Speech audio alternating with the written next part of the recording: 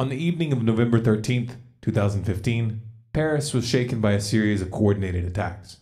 129 people were killed, hundreds more wounded. An ambience of fear gripped the country. Terrorists could strike anywhere, at any time. Nothing was safe. Even the smallest venue could be targeted. It might be tempting to react to this event emotionally without looking beyond the official narrative, without examining the evidence, without questioning where this is headed. You wouldn't be alone, but blind indignation lends itself to easy answers, half-truths, and comforting lies. Anytime a population is attacked or believes that they have been attacked by an outside force, the reaction is as predictable as it is dangerous. New wars and totalitarian laws that would have been unthinkable just days before are easily justified. Voices of reason are drowned out, and entire nations can be driven towards a cliff. Given the nature of this particular cliff, it would behoove you to look a little deeper this time. There are several moving parts to this story. The Syrian war, ISIS and the push to remove Assad from power, the expansion of a militarized police state throughout Europe, and of course, the refugee crisis, all of which has been conveniently tied together by a passport carried by a suicide bomber, a passport which miraculously survived the blast, unscathed. Never mind the fact that Germany's interior minister came forward to say that he had reason to suspect that the passport had been planted. Let's deconstruct this one piece at a time. Without even looking beyond mainstream sources, we find evidence that the French government knew that the attacks were coming. They were warned by the Iraqi government, they were warned by the Turkish government twice, and according to this article from the Times of Israel, which has since been edited, security officials in Paris were specifically warned of an impending attack that very morning. And of course, the French government just happened to be running an exercise simulating a mass shooting in Paris just hours before the attacks began. Could someone please explain how Iraq and Turkey, which are developing countries, were able to see this coming while the NSA and French intelligence were caught completely off guard? Are we really to believe that this was just incompetence? Before the dust had even settled, the official narrative was clear. ISIS was responsible. This was war, and France was going to escalate that war both at home and abroad. A state of emergency was declared. Roadblocks, border controls, and a curfew were imposed. Freedom of assembly was restricted, and the military was deployed on the streets. French President François Hollande soon announced that he intended to extend the state of emergency for 3 months and to alter the French constitution. The state of emergency gives the police the power to detain people without trial, search without warrants, and to block any website they see fit. These powers are already being used. Activists have been placed under house arrest, and not for crimes that they have been accused of actually committing, but preemptively. The attacks are also being used as a pretext to justify the establishment of a new European intelligence agency, modeled after the CIA. And speaking of the CIA, let's not forget who actually created ISIS. France didn't seem too concerned about the rise of Islamic extremism when they joined the US in the 2011 regime change operation in Libya. If mainstream news outlets were publishing evidence of jihadists among the CIA-backed rebels, it would be utterly naive to think that the French intelligence services didn't know. France also didn't seem to mind the fact that Islamic extremists were receiving the lion's share of the weapons that were looted from Gaddafi's armories and shipped through Turkey into Syria.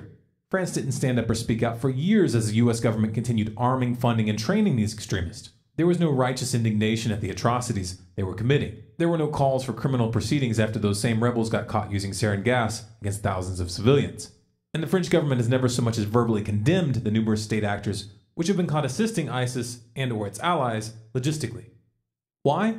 Because ISIS serves a purpose. ISIS and its associates Al-Nusra and the FSA are weakening the Syrian government, creating a pretext for a military intervention, and providing the perfect excuse for a massive power grab on the home front. Oh, that's not fair to equate the FSA with ISIS. Those are the moderate rebels. Really? Then explain this away. ISIS and Al-Nusra have officially formed alliances. FSA commanders have gone on record to say that they cooperate with and conduct joint operations with Al-Nusra, and it has been well established that the FSA command is dominated by Islamic extremists. Do the math. أما فيما يخص بعض الفصائل التي مثلا يطالب الغرب بتصنيفها كمنظمات إرهابية، جبهة النصرة. نعم، نحن نشعر أن هذه الجبهة بمكان ما هي يمكن الحوار معها حول نعم حول طبيعة الدولة القادمة، حول شكل الدولة القادمة، حول إمكانية هذه البلد على إقامة دولة التي تناسب الجميع. نحن في مكان ما يجب أن نتعاون ويجب أن نتحاور، وأنا على صلة بالجميع. أنا على صلة بجميع ولا أخفي سرا بذلك، حتى فيما يخص الأخوة في جبهة النصرة، ونتعاون في أمكنة كثيرة. What's happening in France should not be viewed in isolation. Xenophobic sentiment has been on the rise throughout Europe and is gaining ground politically. This trend has clearly been exacerbated by the ongoing migrant crisis, which is obviously tied to the regime change policies of the West.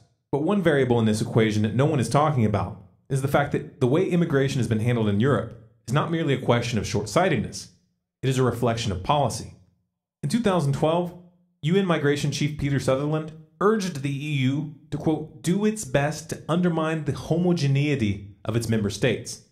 Such a proposition may sound absurd unless you take into account that breaking down the national identity of a country makes it much easier to dissolve political boundaries and independence. And that's precisely what the technocrats in Brussels want. Hollande has been one of the most outspoken voices in this push to hand over more power to a centralized European government, effectively stripping member states of any meaningful sovereignty. Give that European government a military, its own surveillance apparatus, and a public which is struggling financially, looking for someone to blame, and practically begging for a war, and you have a recipe for the rise of overt fascism in Europe. Many have remarked that recent moves by the French president take several pages from the extreme right. Some have interpreted this as an attempt to prevent the right from capitalizing on the event, but it hasn't worked out that way, at all. Taken on its own, one might be inclined to interpret this as a political miscalculation. But what if it's not? Hollande's actions don't make much sense if we view him as an independent leader, but they make perfect sense if you understand that he's just a puppet. The powers he seized following the Charlie Hebdo and Paris attacks are not suited for the political left. The left is held back by the need to maintain a soft-spoken, inclusive veneer. Those rising up to replace them will not be. The right will not scale back these powers. They will expand them, and they will use them even more than they're being used now. It's the left-right, two-step to tyranny. This formula is not new. These tactics are not original, nor are the motives or response. Like the American public following 9/11, it's going to take the European population quite some time to realize where they're being led. And they're only going to come to that realization if those who see what's happening have the courage to speak out. And make no mistake, this is just the beginning. They'll take it as far as you let them. This video is Creative Commons. You have permission to download and distribute any and all of our content through any venue, commercial or non-commercial. If you want more people to see this information, please remember to like, share, and comment. If you want to see how far the rabbit hole really goes, keep in touch. Subscribe to Storm Clouds Gathering on YouTube, follow us on Facebook, Twitter, and Google+, and you can sign up for email notifications of new releases on our website stormcloudsgathering.com.